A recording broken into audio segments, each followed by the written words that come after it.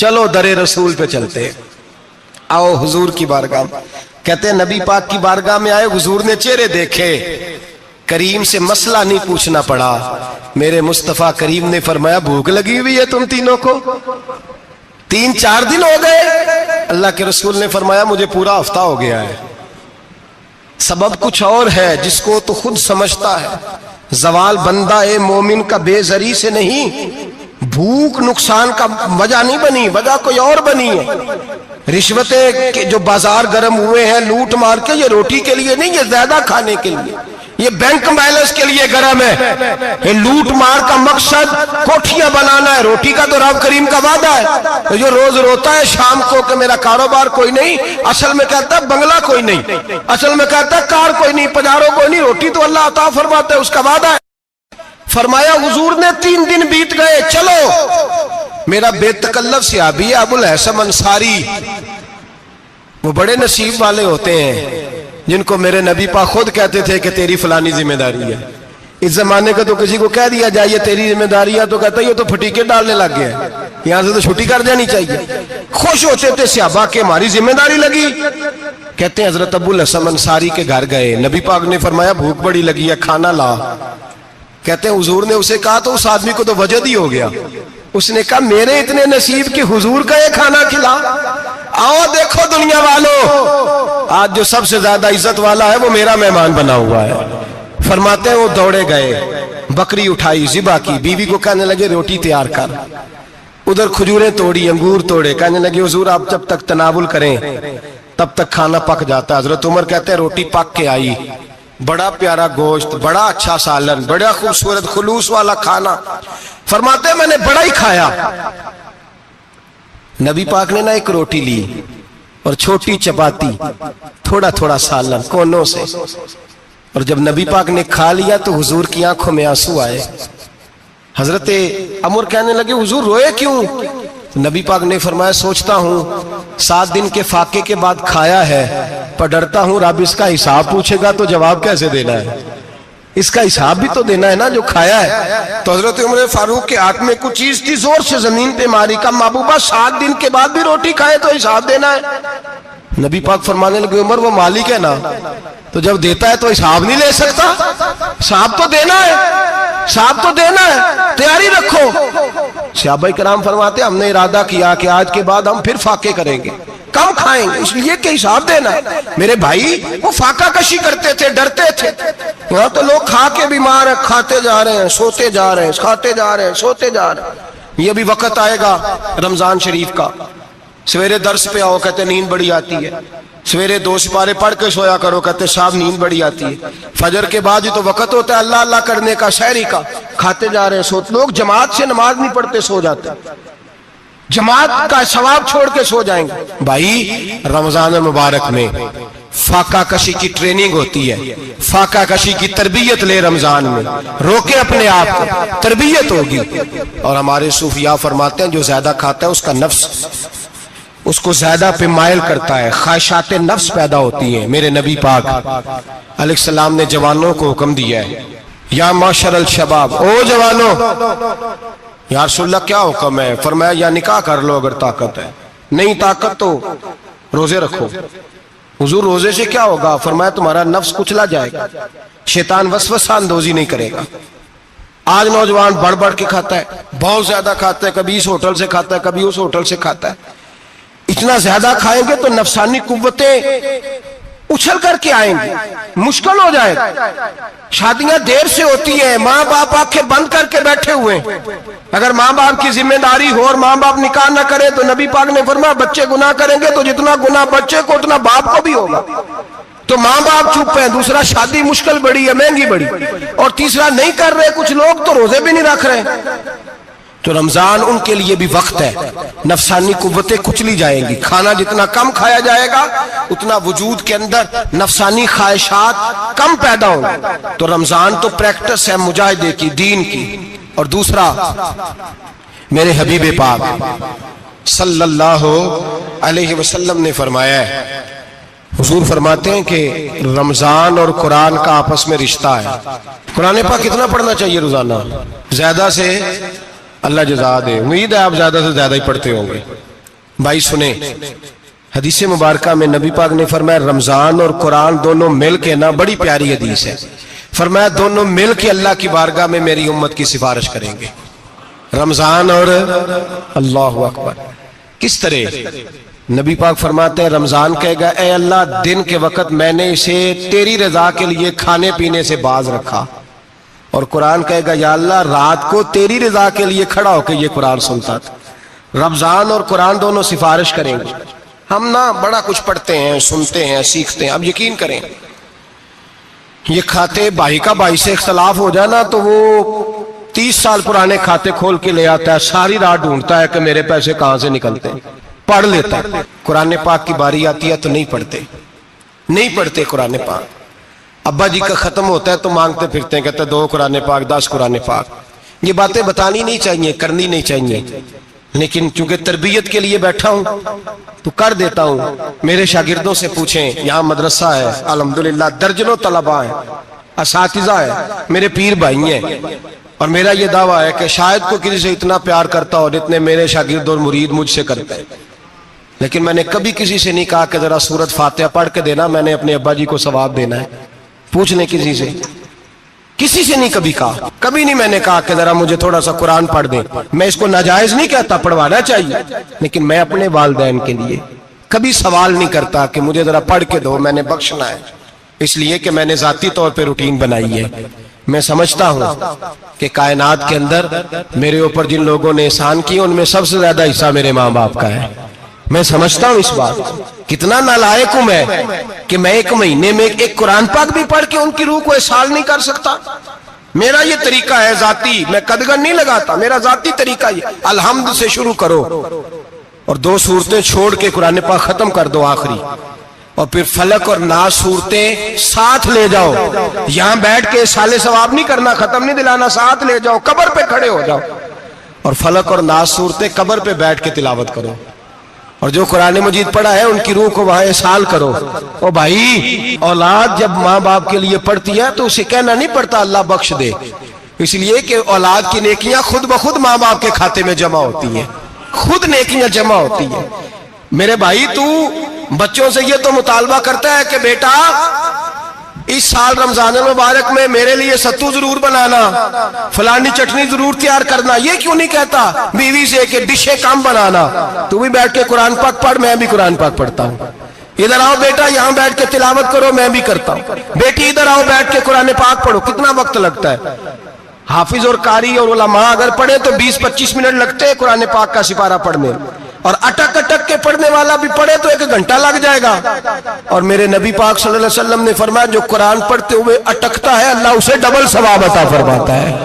फरमाया जो जुबानी पढ़े सिंगल सवाब, जो देख के पढ़े उसे डबल सवाब। हुजूर क्यों? फरमाया इसलिए कि मेरा कुरान देखने पे भी अल्लाह सवाब अता फरमाता है, कुरान देखने पे भी अल्लाह सवाब देता है, देखने का भी सवाब।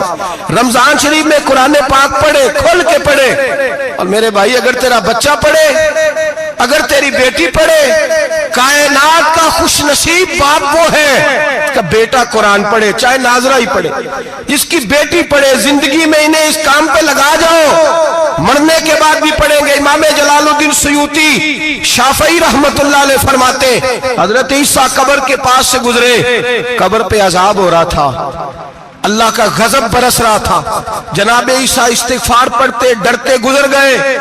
थोड़ी देर के बाद, चंद घंटों के बाद गुजरे तो उसी कब्र पे फूल खिले हुए थे, रहमत बरस रही थी। हजरत ईसा अलैहिस्सलाम अर्ज करने लगे, मौला तू बेनियाज है, मेरी ताकत नहीं तेरे कामों में बोलने की, पर अभी तो यहाँ अजाब हो रहा था, अभी रहमत बरस रही है। जनाब ईसा कहते हैं आवाज़े खुदाबंदी आई, ईसा बंदा बड़ा गुनाहगार था, पापी था, मुजरम था, खताकार था, लेकिन जब इसका इंतकाल हुआ, इसकी बीवी हामला थी, उसके पेट में बच्चा था, बच्चा इसके इंतकाल के बाद पैदा हुआ।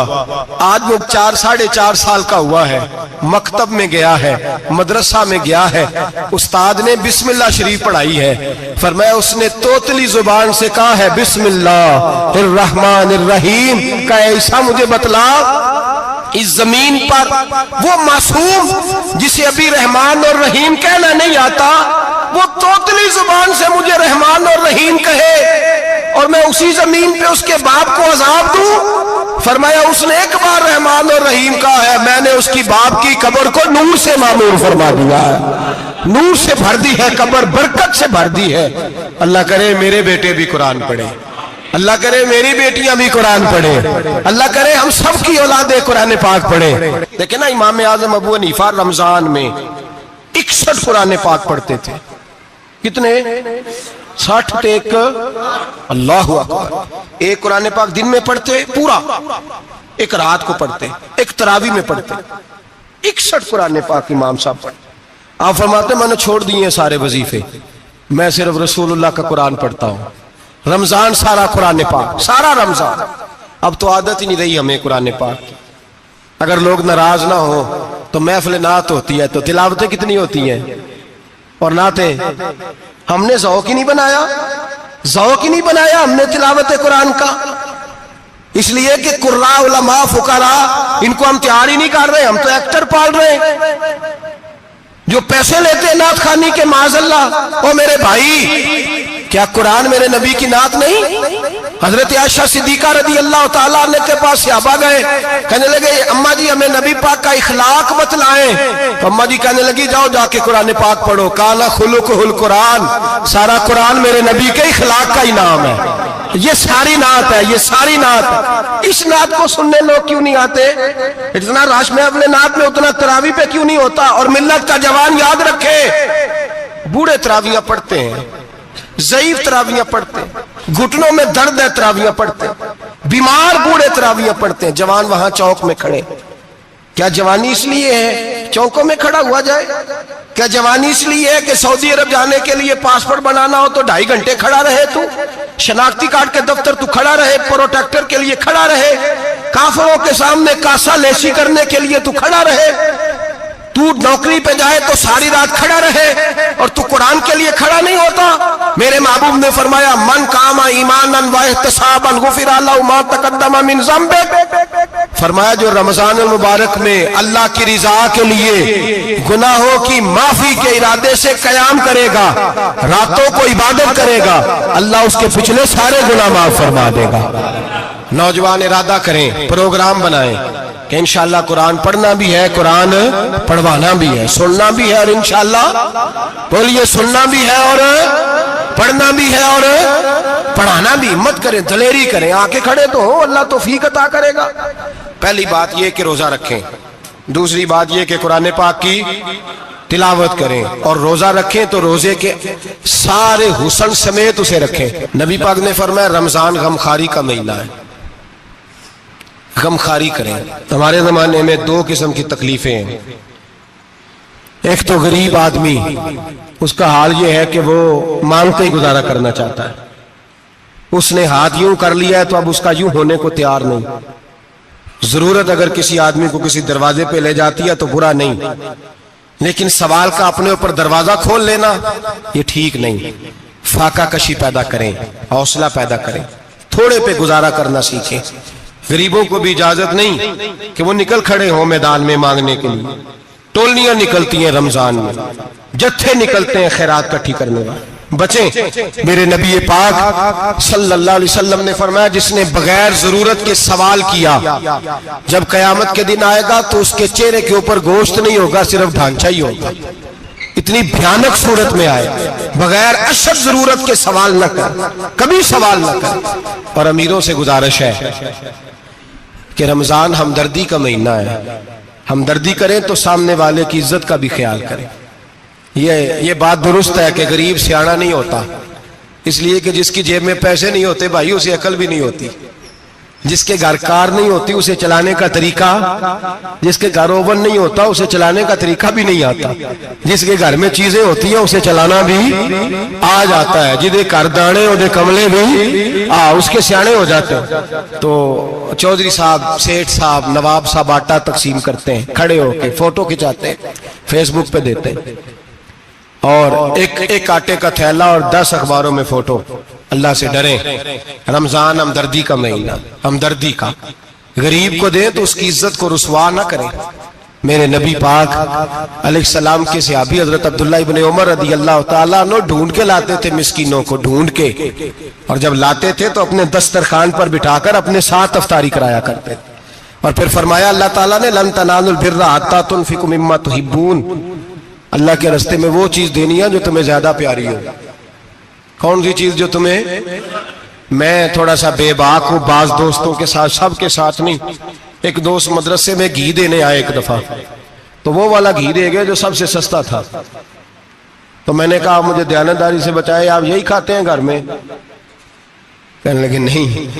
تو میں نے کہا پھر ہم نے بچے مارنے کے لیے تو نہیں نہ رکھے ہوئے، کیا وہ والا گھی اللہ کے راستے میں پیاری چیز دے رہی ہے نا، اس لیے گلے گلے نوٹ لوگ مسجد کے گلے میں ڈال جاتے ہیں، پھٹے ہوئے ڈال جاتے ہیں، کہتے ہیں جوڑ لیں گے مولوی صاحب۔ اور خدا کے بندے پیاری چیز دینی تھی تو نے، اور تو نے اس کا ترجمہ الٹ کر لیا ہے۔ سمجھ لیں رمضان المبارک میں کسی غریب کی مدد کرنی ہے تو ساتھ اس کی عزت بھی کرنی ہے۔ نبی پاک علیہ السلام کے دروازے پر جب سے، یہ جملہ ایک ہے لیکن بڑا قیمتی ہے، صحابہ کہتے ہیں جب ہم دروازہ رسول پہ جاتے تھے خیرات بھی ملتی تھی اور عزت بھی ملتی تھی، خود بھیک دیں خود ہی کہیں منگتے کا بھلا ہو، خیرات بھی ملتی تھی اور عزت بھی ملتی تھی۔ نبی پاک ساتھ عزت بھی دیتے تھے، مسکین کو غریب کو دیں اور خیر خائی کریں، جوتے بیچنے والے جوتوں کے ریٹ سستے کریں، کپڑا بیچنے والے کپڑے کا ریٹ، درزی صاحب بھی ریٹ سستا کریں، دکاندار بھی چیزوں کا ریٹ، حکیم صاحب پیسے کم لیں، ڈاکٹر پیسے کم کریں، حکومت نرخوں میں کمی کرے، اور یہ کام اجتماعی طور پہ کریں۔ میرے نبی پاک نے فرمایا رمضان غمخواری کا مہینہ ہے، اس میں غمخواری کرنی ہے، دوسرے کا خیال کریں، اظہار کریں، قربانی کریں۔ یہاں ہر چیز کا ریٹ بڑھ جاتا ہے رمضان شریف میں، ہر آدمی کہتا ہے میرا سیزن آ گیا ہے، توجہ بڑھائیں، خیال کریں، غمخواری کا مہینہ ہے۔ اور پھر آپ لوگوں سے یہ بھی گزارش ہے کہ رمضان المبارک کا جب مہینہ آئے تو جس آدمی کے ساتھ نیکی کرنی ہے وقت پہ کریں، کسی غریب کو پیسے دینے ہیں، کپڑے دینے ہیں تو یکم رمضان کو دیں۔ میں اکثر دوستوں سے پوچھتا ہوں، میں کہتا ہوں قاری صاحب نو جوڑا کدو دیندے ہو؟ کہندے ستیویں والے دن۔ میں کہا مینوں لگ گئی سمجھ، تہاڈی سازش ہے کدھرے سواں کے پا نہ لوے، ایویں مولوی چودھری صاحب دے نال دے کپڑے پا لے تے کتنے لکھیا ہے اینوں دینا ہے ستیویں؟ تسی دسو ستیویں والے دن کو درزی سی کے دیندا ہے؟ انہوں 3 گنا بھی پیسے دئیے تو کہندا ہے جڑے باقی نے انہاں دے نہیں بٹن پہ لگ دے میرے کولوں، کتھوں جوڑا سی کے؟ تو کس دن دیتے ہو قاری صاحب کو؟ کیا مقصد ہے؟ پہننے کے لیے دے رہے ہو یا اس لیے دے رہے ہو کہ نہ پہن سکے؟ تو بھائی آپ جب کسی کو کوئی چیز دیں گے تو کب دیں گے؟ جب وہ استعمال کر سکے۔ غریب کو لوگ فطرانہ دینے جاتے ہیں عید سے 1 دن پہلے، تو کیا کرے گا اس کا؟ وہ نہ تو کپڑے خرید سکا نہ روٹی لا سکا، بلکہ میرے حضرت صاحب فرماتے ہیں رمضان سے پہلے دے دو، رمضان کی نیت کر کے رمضان سے 1-2 دن پہلے دے دو، اللہ رمضان جتنا ثواب ہی عطا فرمائے گا۔ رمضان سے پہلے دو جس کو کچھ ہے دن، قبل از وقت تیاری کرو۔ اور میرے قبلہ صاحب فرمایا کرتے اپنے کپڑے بعد میں، غریب کے بچوں کے کپڑے پہلے، اپنے گھر کی ضروریات بعد میں، غریبوں کی ضروریات، اس لیے کہ اللہ پاک نے ان کا رزق بھی ہمارے گھر بھیج دیا ہے، ہماری ڈیوٹی لگائی ہے کہ تم نے بانٹنا، بانٹنے والے بنو۔ اور یہ ذہن بنائے کہ پتہ نہیں کس کا حصہ تھا جو اللہ نے میرے گھر بھیجا، یہ ذہن بنا کے بانٹ۔ اور جس کو دینے جائیں، ہاں آپ کو اجازت ہے تھوڑا بہت پتہ کرنے کی، لیکن تھوڑا بہت تفتیش کرنے کی اجازت، بال کی کھال اتارنے کی اجازت۔ میں نے دیکھا ہے لوگ غریبوں کا انٹرویو لیتے ہیں، تیرا تو فلانا کمانے والا نہیں، تیرا تو فلاں بچہ، او بھائی بہت سارے غریب ایسے ہیں، بڑے ہیں جو کمانے کی کوشش کرتے ہیں لیکن ان کا سبب نہیں بنتا۔ ہاں ہے ایسے لوگ جو سعودی عرب چلے گئے ہیں، کہتے ہیں تیرا تو فلاں باہر نہیں گیا، ہے گیا ہے، لیکن سارے سعودی عرب جانے والے بھی مال کمانے کی طاقت نہیں رکھتے، کئی وہاں بھی بیٹھ کے بیچارے قرضوں میں الجھے ہوئے ہیں، وہاں والوں کے ظلم کا شکار ہے، بہت ساری آزمائشوں میں۔ تو تفتیش کرتا ہے۔ میرے امام شافعی کا ایک جملہ اگر آپ کو یاد رہ گیا تو بات بن جائے گی۔ امام شافعی رحمت اللہ، بلکہ حضرت غوث اعظم جیلانی کے پاس وہ بات آپ کو زیادہ فائدہ دے گی۔ حضرت غوث اعظم جیلانی کو ان کا ایک مرید سمجھانے لگ گیا، کہنے لگا حضرت جی آپ سب کو ہی دیتے رہتے ہیں، ہر بندہ مستحق نہیں ہوتا، ذرا ٹٹول کے دیا کریں۔ تو غوث اعظم جیلانی فرمانے لگے بھائی مجھے تو لگتا ہے تو بھی ان چیزوں کا مستحق نہیں تھا جو اللہ نے تجھے عطا کر دی ہے، پہلے تو بتا تو مستحق تھا، تجھے اپنی حیثیت اوقات کا پتہ ہے جو اللہ نے تجھے دے دی ہے؟ طاقت تھی क्वालिटी थी तेरे अंदर, वो सलाहियत थी। रब ने तो नहीं तेरी तफ्तीश की कि तू काबिल है कि नहीं, तू अल्लाह के बंदों की तफ्तीश करता पड़ता है। इमाम शाफी फरमाया करते, इमाम शाफी फरमाते, रब तुझे परख के नहीं देता, टटोल के नहीं देता, रुसवा करके नहीं देता, तू गरीबों के साथ ये सारा जुल्म क्यों करता है? बस पता चल गया वो जरूरतमंद है तो दे, इसलिए कि अजर तुझे गरीब ने नहीं देना, अजर अल्लाह ने देना है। और अल्लाह अजर अमल पे नहीं देता, अल्लाह तो नियत पे अजर अता फरमाता है। तो नियत देख तेरी किस तरह की। तो मेरे भाई गरीब को दे, कबल अज वक्त दे। रमजान मुबारक में चौथा काम, बात आखिरी और चौथा काम सुने, रमजान में दीन सीखें। शैतान कैद होता है ज्यादा से ज्यादा, और जब आदमियों का पेट खाली होता है ना तो ज़हन जो होता है ना वो भी उसका फ्रेश होता है। उसमें कोशिश करें दीन सीखने की। मेरे नबी करीम सल्लल्लाहु अलैहि वसल्लम ने इस दीन को इल्म का दीन करार दिया है, शऊर का दीन करार दिया है, फहम का दीन करार दिया। नबी पाक सल्लल्लाहु अलैहि वसल्लम ने फरमाया, एक इबादत करने वाला इशा के बाद खड़ा हो और फजर तक नमाज पढ़ता रहे। एक आलिम दीन इशा पढ़ के सो जाए, उठ के फजर पढ़ ले, तो वो 70 इबादत करने वालों का दर्जा ज्यादा नहीं, आलिम का दर्जा फिर भी ज्यादा है।